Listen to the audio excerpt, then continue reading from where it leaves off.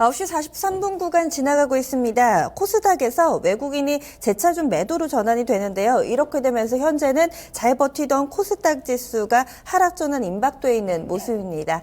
이쯤에서 작전 타임 가져보겠습니다. 오늘의 감독 모셨는데요. 토마토 투자자분 유성치 운영역입니다. 안녕하세요. 네, 안녕하세요. 반갑습니다. 간밤에 FOMC 좀 어떻게 보셨어요? 예상했던 것 같아요. 그러세요? 지금 상황에서 네. 미국이 금리 인상한다면 그거는 완전히 지금 분위기를 역행하는 거거든요. 그러면 아마 엄청난 충격이 몰려오겠죠. 그래서 예상했던 12월 대로. 지금 미금리 인상 이후에도 지금 사태가 네. 상당히 좀 심하게 진행되고 있잖아요. 그래서 제 판단에서는 미국도 정책적으로 지금 금리 인상을 적극적으로 하기는 상당히 쉽지 않은 것 같습니다. 잠을 좀 못 주무신 것 같아서 저는 FOMC를 실시간으로 네. 뉴스를 보셨나 해서 여쭤봤고요. 오늘 작전 비용은 좀 어떻게 잡으셨어요? 이하나 방어로 한번 정해봤어요. 최근에 이하나 방어. 뉴스들이 많이 나오고 있는데요. 네. 우리가 생각했던 것보다는 상당히 물 밑에서 상당히 심각한 부분들이 조금씩 체크가 되고 있는 것 같아요. 그래서 왜 이런 상황이 빚어졌냐? 결국은 중국 경제가 경출하게 대한 그런 우려, 실제로 경착륙에 대한 우려, 실제로도 성장률이 좋지 않게 나오고 있고 네. 작년도만 지금 중국 쪽에서 500조 원 이상이 빠져나왔거든요. 올해도 그 정도 이상이 지금 빠져나갈 걸로 예상되고 있기 때문에 그에 따라서 지금 중국 당국이 상당히 적극적인 움직임들을 보여주고 있기 때문에요. 네. 그런 부분들, 현상들 체크해 보면서 결국은 언제쯤 이하나가 강세로 전환되는가가 포인트거든요. 예, 이하나 약세가 결국 이 길을 촉발했고요. 이하나 강세로 전환될 때 신흥국 쪽으로 자금이 들어온다고 본다면 우리나라도 그 범죄에서 벗어나질 것 같지는 않아요. 그렇기 네. 때문에 이하나의 흐름, 그러니까 중국 당국의 의지, 그리고 글로벌 공조 네. 이런 것들이 잘 묶여 들어가야지 결국 우리 시장이 올 한 해 하반기 정도 되면 좀 반전의 포인트가 오지 않을까 하는 생각이 듭니다. 네. 저도 그렇지만 투자자분들이 환율과 관련해서는 변수가 워낙에 많아서 좀 복잡하고 어려워하시거든요. 저희가 체크포인트로 오늘은 좀 더 쉽게 풀어드리겠습니다. 체크포인트 먼저 보시죠. 오늘 세 가지로 준비를 해봤습니다. 중국의 외환 시장 개입, 그리고 신플라자 합의 이야기고요. 마지막으로는 중국발 위기입니다. 첫 번째로 중국의 인민은행 최근에 연일 역RP 이거저거 돈을 푼다 하는데 영 시장 반응이 그다지 좋지는 못한 것 같은데요. 쭉 정리를 좀 해주세요. 네, 일단 유동성을 적극적으로 공급을 하고 있고요. 최대 규모로 지금 거의 공급을 하고 있고 그런데도 시장 반응이 나오지가 않고 있는데요. 지난주에 제가 말씀을 드릴 때 중국이 예전처럼 지준율 인하를 한다든지 금리 인하를 하면 그나마 그저 예전에는 빨리 회복이 됐거든요. 작년 8월 같은 경우는. 네. 근데 그걸 못 하고 있어요. 그 근본적인 원인이 뭐냐면 이 하나가 금리를 또 인하하거나 지준율 인하했을 때 이 하나가 또 추가적으로 약세로 갈까 봐. 그렇게 되면 돈이 더 많이 빠져나가게 되고 중국 금융시장이 폭락할 가능성을 배제할 수 없거든요. 그런 우려 때문에 지금은 이도 저도 못하는 유동성 공급만 이제 적극적으로 하는 그런 상황인데요. 네. 최근에 이제 인민은행이 하고 있는 조치도 아까 말씀드렸듯이 여갈피 채권 매입해주고 이런 것도 중요하지만 좀 이상한 움직임들 몇 개 있어요. 특히 외환시장이 지금 이미 돈을 작년도에 500조 이상 풀었고요. 올해 들어서도 상당히 빠른 속도로 풀고 있어요. 한 3,500조 원 정도 규모로 가지고 있거든요. 예안 보유고가. 네. 근데 상당히 빠르게 지금 돈이 빠져나가다 보니까 중국 당국에서 최근에 나왔던 기사들을 보면은 그 역외에서 이 하나 대출을 금지를 시켰어요. 네, 그 부분이 상당히 시사할 바가 크거든요. 그러니까 대출을 금지한다는 것은 뭡니까? 예, 그러니까 대출을 금지함으로써 이 하나가 풀리는 걸 막는 것이고요. 그렇죠. 이 하나의 약세를 방어하려고 하는 조치고요.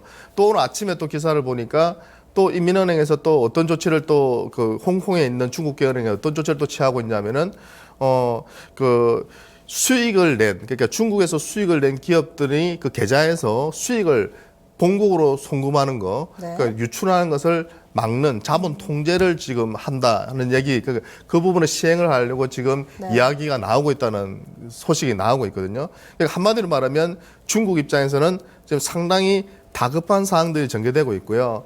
그러니까 인민은행이 또 이번에 한 특정 캐릭터를 공격을 했죠. 누굽니까? 소로스입니다.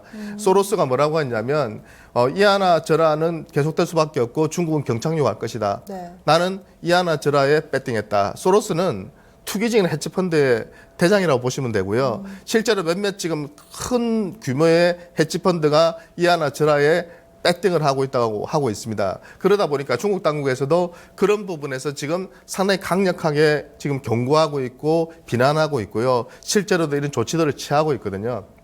그렇기 때문에 제 판단에서는 결국 올 상반기 중으로 중국 쪽이 방어를 잘해내야 되고요. 그 헤지펀드가 철수를 할 때 이하나 강세가 올 거로 보이고 네. 그 시점이 우리 금융시장이 안정되는 시점으로 생각하고 있습니다. 그동안에는 중국 정부에서 이 위안화의 가치가 떨어지는 것을 용인해주는 분위기였잖아요. 뭔가 고시환율 같은 경우도 좀 어느 정도 용인을 하면서 고시를 해왔었고, 그런데 7위안까지는 안 가더라고요. 한 6.5위안에서 네. 좀 주춤주춤하면서 상승 기조가 좀 꺾이지 않았나 이런 생각도 좀 드는데요. 처음에 이제 그 SDR 편입 이후에 중국 당국이 경기를 좀 부양하기 위해서 이하나 절하 조치를 취했었고요. 네. 그걸 용인을 했다가 이게 돈이 너무 빠른 속도로 그러니까 어느 정도는 버텨낼 줄 알았거든요. 그 경기를 약간 부양하면서 빠져나갈 돈은 빠져나가겠지만 어느 정도 빠져나가는 돈보다는 경기 부양 효과가 더 많을 줄 알았던 거죠. 근데 해보니까 경기 부양 효과보다는 빠져나가는 돈의 속도가 너무 빨랐고요. 그러니까 특히 그 헤지펀드들이 좀 투기적으로 접근한 부분도 있는 것 같아요. 그렇기 때문에 상당히 좀 당하고 있다. 연초에 그런 모습들이 좀 나타났던 것 같습니다. 두 번째 체크 포인트 보겠습니다. 신플라자 합의 어떤 내용인가요? 뭐 연계되는 건데요. 네. 그 도이치뱅크에서 그 며칠 전에 이런 발표를 했어요. 신플라자 합의를 해야 된다.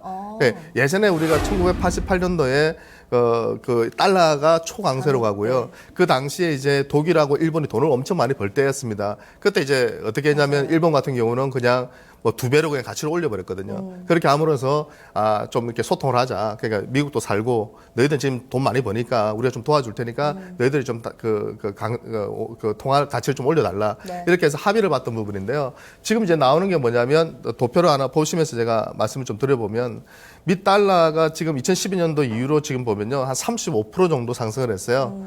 예, 그러니까 6개 통화국 대비해서 달러 인덱스 차트가 이 정도로 상승했다는 뜻은 뭐냐면 그만큼 초강세로 가고 있다는 뜻이고요. 앞으로 네. 미국이 계속 금리 인상을 단행해 나간다면 향후 수년간 네. 그랬을 때 중국 경제가 계속 추락한다면 이게 상당히 심각한 상황이 펼쳐질 수 있다는 거죠.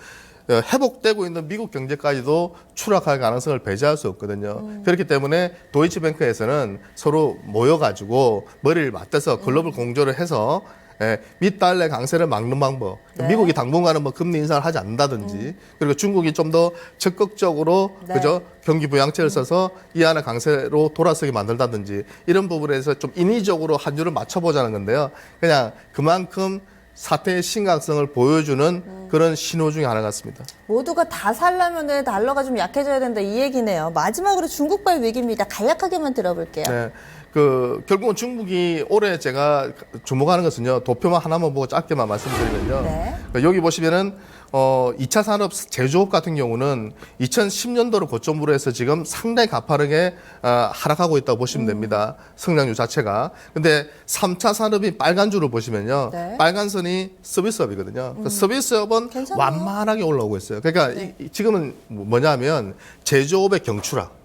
제조업은 가파르게 지금 하락하고 있는데 서비스업은 완만하게 성장하고 있다는 거죠. 여기에서 괴리가 오고 있고 성장률이 뚝뚝 떨어지다 보니까 전 세계 그 금융시장이나 경기에 지금 충격을 주고 있는데요. 네. 이 부분은 결국 시간이 해결해 줄 부분이라 보고 저는 하반기 정도가 돼야지 이하나가 SDR 편입이 10월 달에 확정이 이제 실제로 적용이 되거든요. 네. 그러면 하반기부터는 주요 은행에서 이하나 수요가 늘어날 걸로 보이고요. 그러면 그 시점이 네. 중국 시장도 안정되는 시점으로 판단하고 있습니다. 전략 세워주시죠.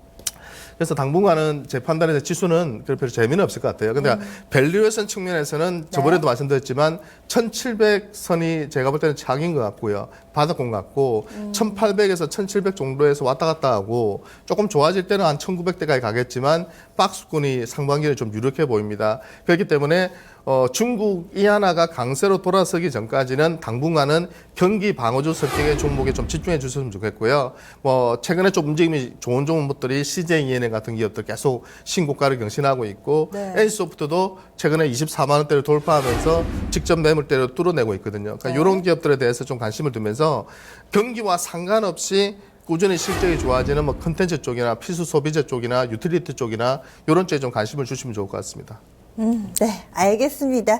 오늘 말씀 고맙습니다. 네, 감사합니다. 이렇게 좀 이야기를 나눠봤습니다. 지금 코스닥 지수도 하락으로 전환되고요. 9시 후반 구간대 시장 분위기가 좋지는 않네요. 지금 작전 타임 가져봤는데요. 그 내용 다시금 좀 정리해드리겠습니다. 위안화 방어라는 작전명을 가지고 오늘 이야기를 좀 해봤는데요. 위안화의 이 약세 흐름이 좀 어느 정도 멈춰야지 이 글로벌 경기에 좀 우호적인 환경이 될 것이다라는 판단입니다.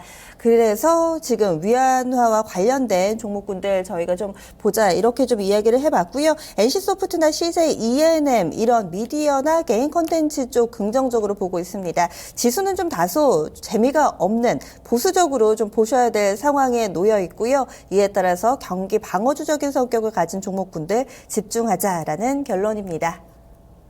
모든 투자자분들께 이 조언이 그대로 또 적용되지는 않을 겁니다. 개개인이 놓여있는 상황에 따라서 잘 활용해 보시고요. 투자 판단에 대한 도움 말씀 지금까지 전달해 드렸습니다. 하지만 종목의 상승과 하락을 보장하지는 않는다는 점 말씀드리고요.